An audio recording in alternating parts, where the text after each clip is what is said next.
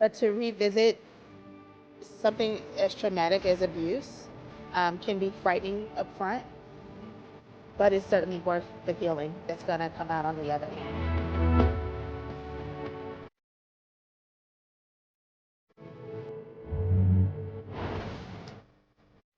Hey there, folks. How's it going today? I hope you're having a good day. And it's finally sunny here in San Francisco. I'm so freaking excited. We've had just days and days and days of fog and cloud. And so the sunshine is out, and it's a great day to talk about shame and your sexual blueprint. So, um, this is spurred on by this fabulous book, Living an Orgasmic Life, by Janae Palais. Now, I'm going to put a link here to the book in case you want to pick it up as a resource and a tool for you in your healing. I'm also going to go ahead and tag Janae, because one of the coolest things about this book is not only is it a fabulous book, it's written by one of our community experts on sexuality. And so beyond that, Janae is just one of my dear friends and colleagues. And I love her very, very much. And she has been in my world since about 2014, and we've grown into just deep friends. We continue to support each other in our work, but more than that, she's a really amazing, beautiful woman. So we are very, very lucky to have her here as a community expert supporting our community. Now, I was hoping Janae could be here with us live. She can't. She'll come back and check the thread later. So if you have questions around sexuality, around shame and sexuality, then put them here and she'll reply to them a little bit later today, okay? I wanted to just read to you all. This is her new book. It literally is like fresh off the presses. It just is just published, and so I'm so glad to have a copy of it here.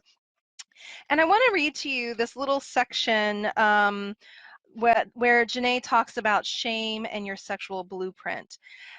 So here, I'm just going to read it. To understand where our shame comes from, we have to examine our sexual blueprint.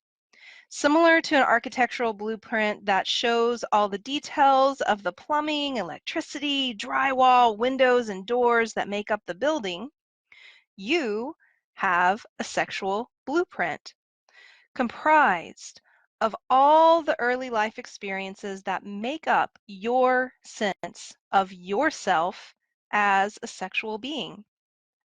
I call it a blueprint to emphasize the impact of the early experiences that govern your relationship with your own sexuality, as well as how you relate to members of the opposite or the same sex.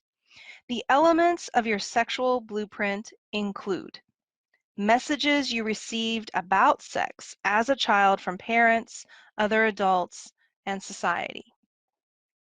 So if you're looking for some place to start and to reflect on and to notice, that's a great place to start. What are the messages that you received about sex from peers, parents, TV, those sex ed classes that we were tortured through in grade school, adult societies? Another element of our sexual blueprint includes early childhood sexual exploration with yourself and or others. Your first sexual experiences, relationships with your mother and father or primary caregivers, seminal events that impacted your body image, religious ideology or indoctrination. Okay, so that's a lot to take in, right? A lot of beautiful elements here that we can really begin to explore and connect to when we're thinking about the relationship between shame and our sexuality, and how childhood abuse and trauma impacts that blueprint, the way that we view our bodies, the way that we view pleasure, sexuality, arousal, orgasm. All of these things can be very greatly impacted by sexual abuse. One of the things that I truly appreciate about my dear friend Janae is that she understands this and she works from the perspective of helping people to really reclaim their sexuality and dive deep in that. And as she says, live an orgasmic life. And part of that journey, she knows, is resolving shame and trauma and how it's all tied up together. So, this has certainly been an area in my life where I've had to do some work and kind of untangling of things. I think for me, the biggest message that I got about sex was that it was an obligation. I was here as an object to be used for the pleasure of another person. I didn't have much say about that. My needs and my desires weren't really on the table, and I was obligated to fulfill that need. And that belief system, whoa, like that really stuck with me for a very long time and had a huge impact on the type of sexual encounters and experiences that I had well into my 20s.